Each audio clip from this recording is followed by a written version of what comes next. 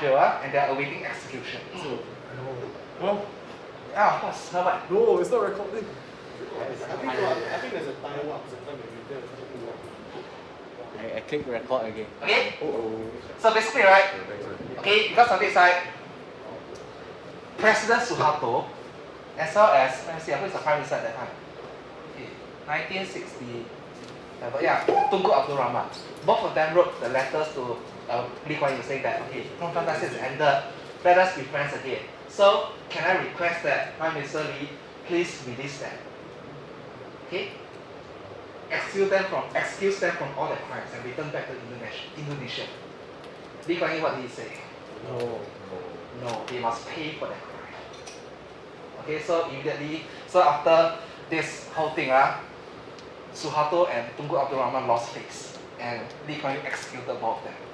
And on the day of the execution, immediately he flew their bodies back to Jakarta. Okay, so end of story? No. Once the bodies returned to Jakarta, what happened?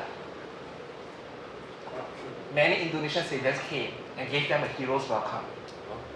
And the celebrations soon became rowdy, and they went to the Singapore embassy in Jakarta and ransacked the Singapore embassy.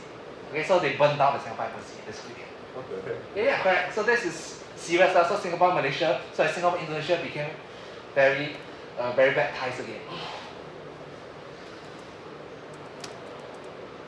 Okay, yes. So actually, Suharto actually said very bad things about Lee Kuan Yew as well.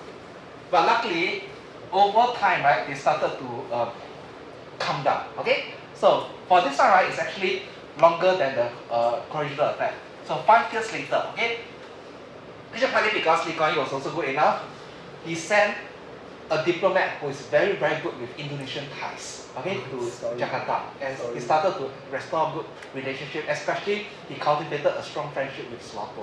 Suharto is he had this superstition that if you stand between two mountains, they can gain the power. Yeah, right. Suharto believes in magic, yes. Yeah, so once all these ties was established, right, 5 years later in 1973, Indonesia formally invited Lee Kuan Yew to Jakarta. This signified the beginning of the reconciliation between the two countries.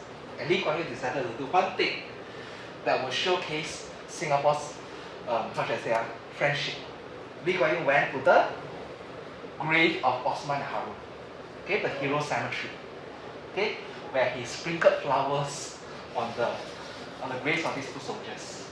And this scene was touching. It moved everyone, and there were tears in everyone's eyes.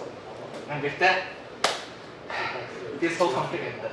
Okay, and Singapore, Lee Kuan Yew and Suharto became the best of friends ever since. And really, Lee Kuan Yew and Suharto became buddies. They really are very good friends. Yeah. So yes, that's the end of the story. So does this showcase the power of ASEAN? I think it's more about the government's. Yeah, government thing. But it says that you must also realize that despite all this conflict, right, Suharto has never threatened to expel Singapore from ASEAN or anything. Okay? Yeah. Is that Suharto? No, Suharto is not here. Oh, Yeah. for me, just thought it would be one. Okay, these are your Indian. Okay, do you recognize this guy? Yeah, Okay, good. Is that the sailor guy? Yes. Just brought it to water. Do you know that when is the next time Osman and Harun will appear in your knowledge? 2014. Yeah, the two warships that they named after Osman and Harun. Yes. Right, that one. Okay. Okay. Yes. Okay, this is the ASEAN Declaration. Okay, come. That's towards the end of our lesson. Okay. But that's it, right? Okay, although we managed to successfully navigate all these challenges, what you realize is in the first 10 years of ASEAN, actually we are a very endangered organization. Correct? We are always in danger of collapsing. And that's why for the first 10 years, people call us a paper organization. Okay? I always use the best example to showcase what is a paper organization. Let's say I create a history society today, but we have no meetings for the next 10 years. This is a paper organization. Yeah.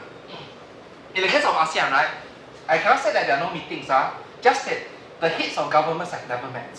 Only the lower level working officials have met. Okay? The reason why is because, as I said, psychological factor, we don't trust each other. So we wanted to use this 10 years, right, to build up personal ties, personal friendships.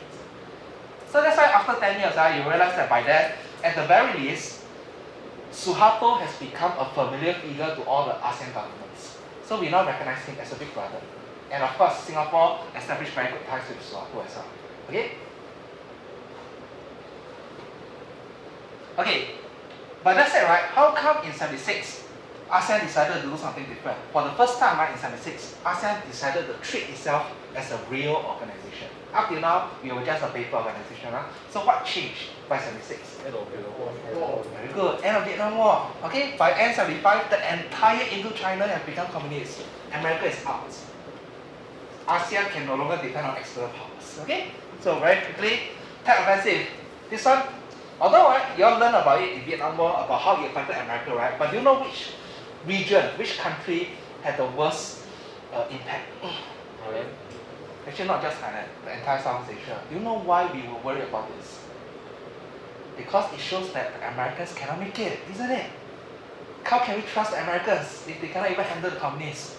So actually, rather than thinking about the Americans, think about if you're in Singapore, what the heck? The Americans are going to lose the war. Yes, okay, this is serious, huh? And then after the Tet Offensive, a new president came to power and he came out with a speech that further shocked Southeast Asia. And this speech is called the Nixon Doctrine. Why is this shocking? Look at his face. Why is this shocking? Because Nixon Doctrine basically says that, yo, we are still going to support you, okay? Give the money, weapons, but don't expect us to send American soldiers to protect you. You are on your own. That's it, okay? We can no longer depend on Americans. Okay, so Nixon Doctrine was another big shock. Okay? So faced with all this, no choice. ASEAN for the first time have to treat this threat seriously, right? The communist threat. Okay? Because we no longer have the American buffer, okay, against the communist threat. So because of this, ASEAN decided to come up with a very interesting solution. Okay? And this solution, of course, was led by Malaysia and Indonesia. Okay? They call this solution ZOPFAN. What does it stand for? Zone of Peace, Freedom and Neutrality. ZOPFAN, 1971. Okay? Why this? Because Malaysia and Indonesia share one view that the best way for South Asia to be free from communism, right? What's the best way? It is not to destroy communism, but to live with them peacefully side by side. And what's the easiest way to do that? First thing, promise them that we will not be aggressive to each other and get them to promise non-aggression as well. Second thing, keep away all the Cold War powers out of Southeast Asia. Neutralize Southeast Asia. So that's essentially ZOPFAN. Is it now? Huh? Is it a non-aligned movement? A lot of what? Is it a non-aligned? No. Okay, ZOPFAN was partly inspired by the non-aligned movement, of course. But ZOPFAN is an original initiative by Malaysia. Okay, Malaysia proposed it and Indonesia supported it. But why is it that only these two countries supported ZOPFAN? How come the other three ASEAN members say, ZOPFAN, what the heck? Why? How come they are not very happy? Singapore, why? They love the US, they want to stay here. Yeah. How can we kick out the big powers? We need them. Imagine if there's no more USA, right? Who is going to protect us when Malaysia and Indonesia bully us? Correct? So we need them. We need the British also. Okay? How about Philippines and Thailand? They are hosting American troops. Are you asking them to kick out the Americans? No way. They will never do that. Okay, so that's right, ZOPFAN showcase disunity in ASEAN. Huh? If that is the case, how did ASEAN manage to agree and issue ZOPFAN in 1971 if they disagree with it? Because, and this is where we talk about the ASEAN way of doing things. In ASEAN, anything that passes through ASEAN must be unanimous. So that means all 5 members must agree, which means each ASEAN member has a veto in any ASEAN resolutions. So this one was passed by ASEAN, that means everyone say yes. What's the condition for them saying yes? This is just a tokenistic statement. So they basically say that, okay, we issue this statement, this is a principle that we aspire to, but we don't have to implement it. So that's ZOPFAN. Yesterday is useless. Yeah, useless, correct. So ASEAN passed this resolution saying that, okay, this is our principle, okay? Whether you follow it or not, up to you, doesn't matter, okay? If any members violate it, what's the repercussion? Nothing. Nothing. In ASEAN, there's no punishment system. Okay? So that's ZOCFAN. Okay? So actually ZOCFAN showcases the best and the worst of ASEAN. Huh? Best in the sense that easy for us to compromise. Worst in the sense that it is meaningless. Okay? It's a meaningless compromise. Okay? Okay.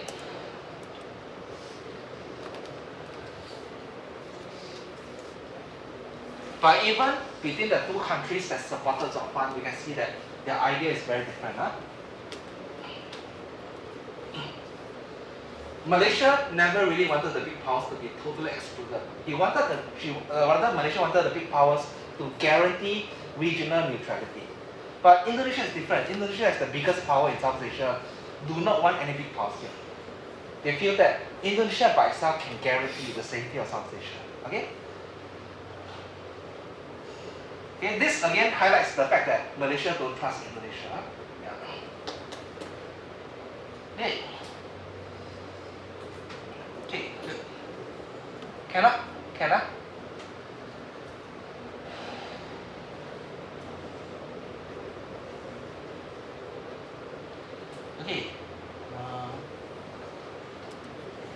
Okay. And indeed, one of the best way to show how ASEAN members totally disregarded ZOCFAN is Philippines. Okay, even before the creation of ASEAN, they already have their former military alliance with USA. Did they revise it after ZOCFAN? No, unchanged. Okay?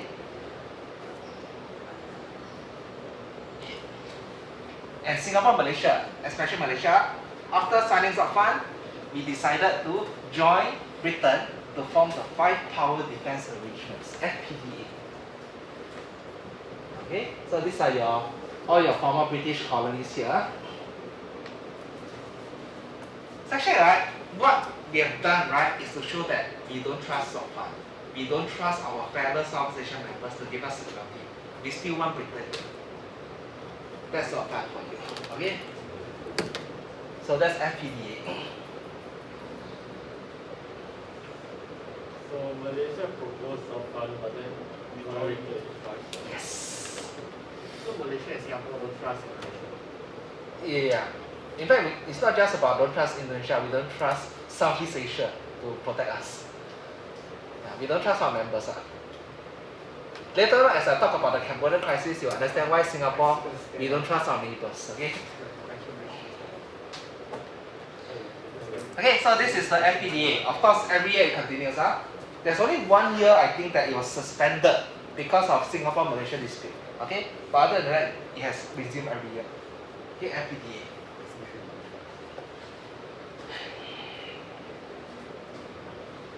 For FPDA, please make sure you do not give me any wrong countries. Because the H1 students, they have to write an essay for this. Okay? And they have actually given me some weird countries like France, Pakistan in FPDA. Can I ask?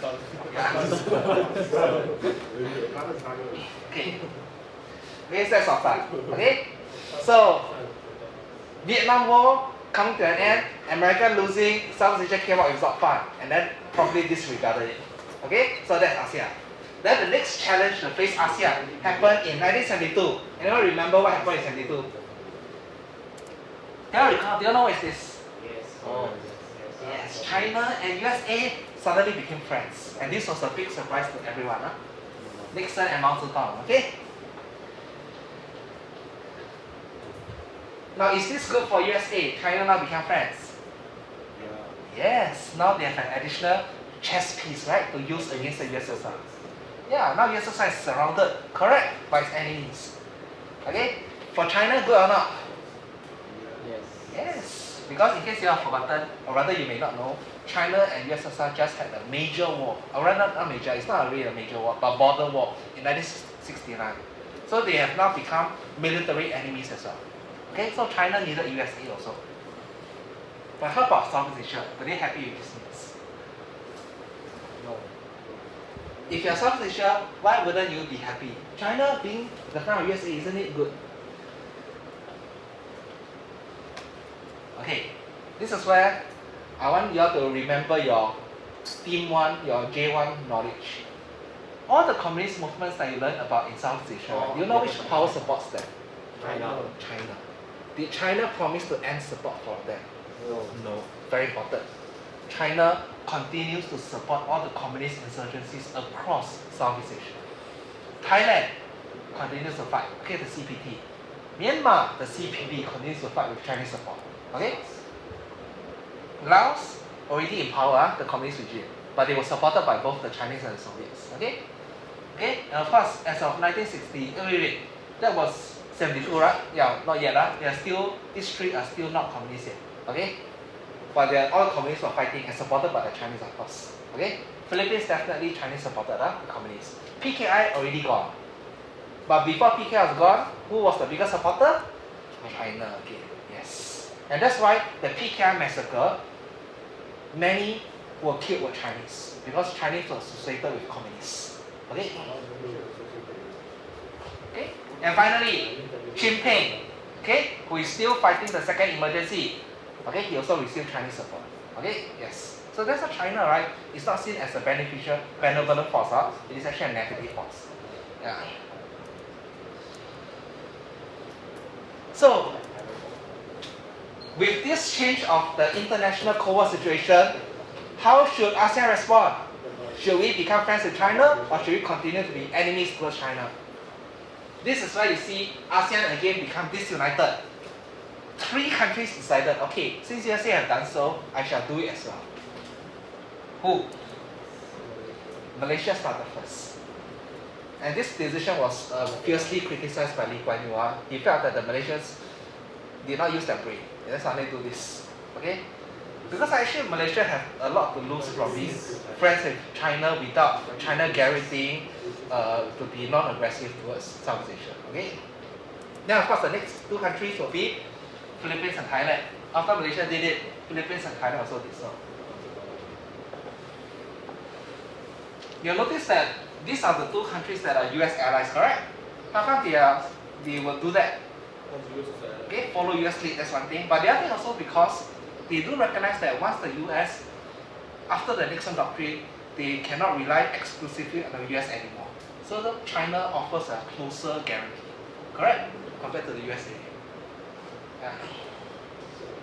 So that brings us to 2 countries that refuse to do so. Which are the 2 countries? Singapore. Yes. Singapore and Indonesia. Why is it that Indonesia refused to do so? Because they have not forgotten PKI.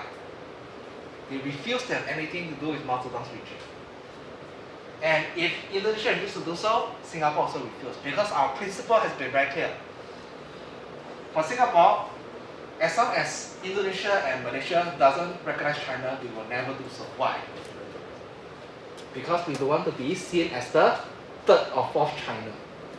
Correct? We don't want to be seen as a lackey of China. Okay? And so that's why these 2 countries refuse.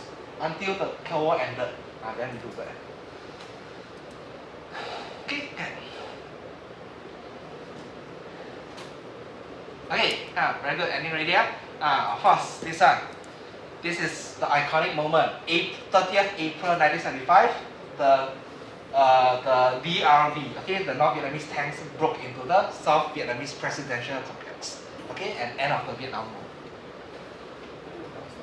Remember, you can find this tank at the presidential palace today. In today, South Vietnam is called, I think, the Reunification Museum, is it? Yeah. What? Yeah, it's not grey, it's a lovely, lovely building. It's time to liberate the rest. But the gates Okay, so what changed by 76? Okay, basically these are the key things, okay? So essentially the change of global context. End of the Vietnam War, entire Indochina become communist, USA abandoning Southeast Asia essentially. Okay? Everything now forced ASEAN to change its mindset. Now we began to treat ASEAN seriously and we're going to do something, okay, to make ASEAN a more serious organization. Okay? So this will be our next part, our next lesson. Okay? What happens to ASEAN after 76? Okay, with the 76 Bali Summit. Our first ever meeting of head of governments. Okay.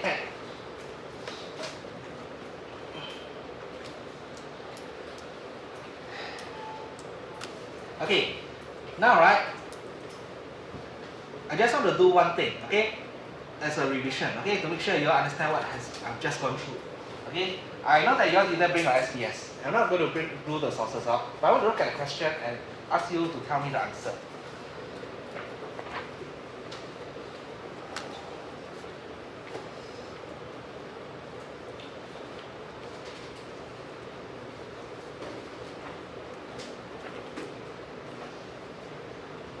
Okay,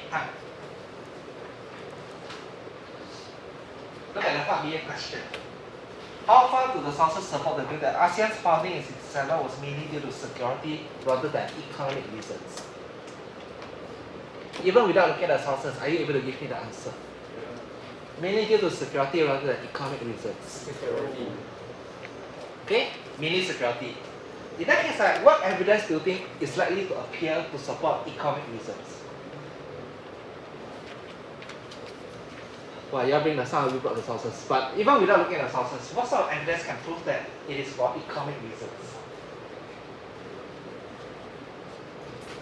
What's the founding document of ASEAN Corp? Bangkok Declaration. Okay, remember this thing, the 1967 Bangkok Declaration. That's the founding document of ASEAN. And what did it call ASEAN? Economic and Social Cultural Organization. So the Bangkok Declaration as a piece of document will say that ASEAN is actually for economic reasons. Cannot? So security, right? Are you able to find evidence about security? Okay, it's not just, okay, if you see ASEAN members talking about it publicly in speeches, right? What sort of reason would they highlight? Public speeches. Economic. So you'll see that the public sources by ASEAN will be economic. So where can you find security? It is not mentioned in documents or anywhere. Private conversations or memoirs. Okay, the innermost thoughts. Okay, so this is where you must even, that's all right, one of the easiest way to do source-based question is, are you able to anticipate where the sources will come from? That's something that you need to think about. When you look at your paper 1 SBS also, can you guess which are the sources? Even without looking at the sources. Because there's only so much sources you can look at, isn't it? You're constrained by the availability of the sources. Okay? So if I look at here, right, here I see the memoirs of Rajaratnam. I see this one is official speech, okay? Okay, official speech, okay, by Tanak Koman. Okay, then memorandum from, okay, the US Secretary to Johnson. So this is a US intelligence report, okay, in a sense, okay? Then this one is Rajaratnam, an official speech by Rajaratnam. So again, if you compare Rajaratnam's official speech versus his memoirs, again you'll see it's not the same. Yeah. Okay? Okay, now, next one. Next question.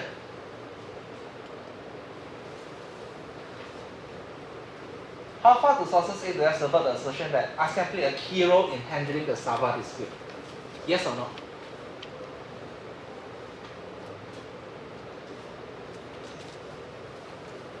When we talk about Sabah dispute, which crisis do you recall immediately? Okay, Corregidor Affair. You must know the 1968 Corregidor Affair. But in fact, after the Corregidor Affair, the Sabah dispute continued to crop up occasionally between Malaysia and Philippines. Okay. Today it is still not solved. Remember that. So when we do this question next time, right, you will see that this is a very important SPS to also give you more information about the Sabah dispute. Okay.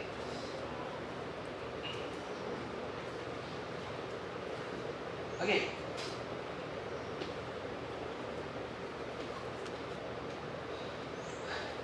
Okay, any questions? Okay, no question, right? Okay, let me think. I'm still considering, right, whether this weekend, right, to ask you all to do an essay assignment on the UNPCP. You all want to do it? Yes. Give me a thought.